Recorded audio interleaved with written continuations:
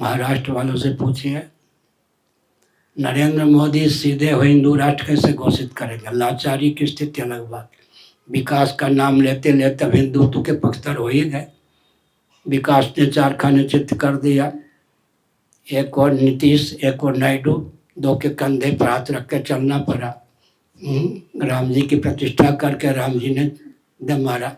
अयोध्या में भाजपा हारी, चित्रकूट में हारी, नासिक में हारी, रामेश्वरम में हारी, बीच में भी हारी, अनर्गल मर्यादित नहीं अमर्यादित महत्वाकांक्षा की पूर्ति में तो 4 खाने चित्त हो ही गए।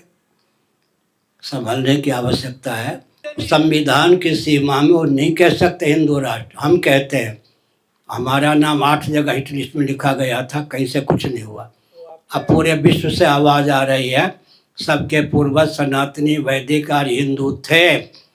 हिंदुत्व जो है संकीर्णता का द्योतक नहीं है।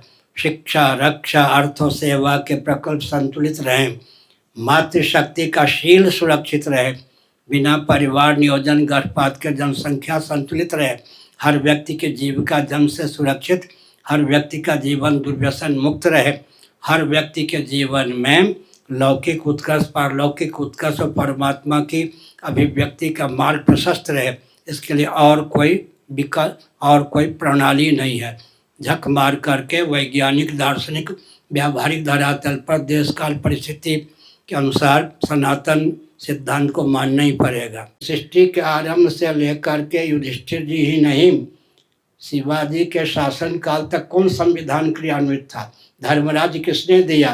रामराज किसने दिया? जिस संविधान के आधार पर आपके पूर्वजों का उत्कर्ष हुआ, धर्मराज की, रामराज की प्रस्थापना हुई, शिवाजी के शासन काल तक गौरवान्वित रहा विश्व भारत, उस संविधान को कोसने से क्या लाभ है? मनु का अर्थ होता है मंत्र। उपनिषदों में 5-7 जगह पर मनु शब्द का प्रयोग हुआ है। मनु का अर्थ होता है मंत्र। किसी व्यक्ति विशेष के लिए जब मनु शब्द का प्रयोग किया जाता है, मंत्रार्थवेत्ता। वैदिक संविधान का नाम है मनुस्मृति। भगवान शंकराचार्य ने लिखा है और शतपथ ब्राह्मण इत्यादि में है, मनु ने जो कुछ कहा वो भेषज है। दूसरी बात सुन लीजिए, मनुस्मृति के 12 अध्याय में पहला अध्याय और अंतिम अध्याय ब्रह्म का प्रतिपादन करने वाले हैं। मध्य के जो 10 अध्याय हैं धर्म के प्रतिपादन करने वाले हैं। धर्म और ब्रह्म से च्युत होने पर तो जीवन सार्थक हो ही नहीं सकता। इसलिए जीवन को सार्थक करने के लिए मनु ने जो कुछ कहा उसका पालन करना ही चाहिए, अपने ऊपर कृपा करके।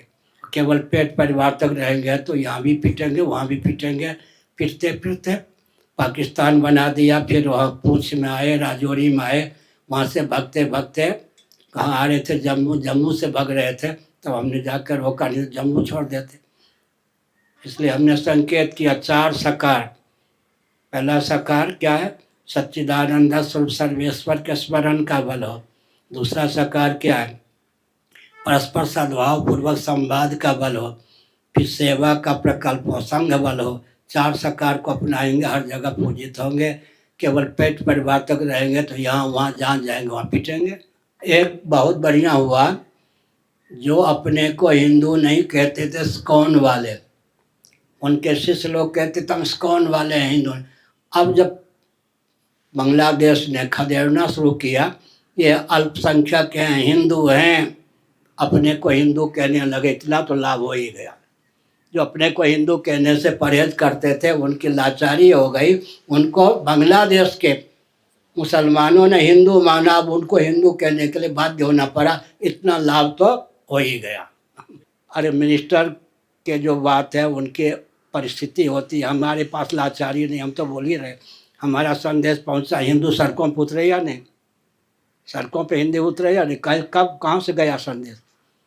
प्रधानमंत्री आदि के सामने लाचारी होती है। 204 देश हैं, उन पर ध्यान रखना पड़ता है। क्रिश्चियन तंत्र, कम्युनिस्ट तंत्र, मुस्लिम तंत्र, व्यापार तंत्र, हमारे पास वो लाचारी नहीं है। इसलिए बहुत सी बातें हैं जहाँ उनको मौनी बाबा बनना पड़ता है। दाढ़ी भले ही हो, भगवा कपड़ा भले ही हो, हमको मौनी बाबा बनने की जरूरत नहीं। हमको जहाँ बोलना है बोलते हैं, उसका प्रभाव भी पड़ता है।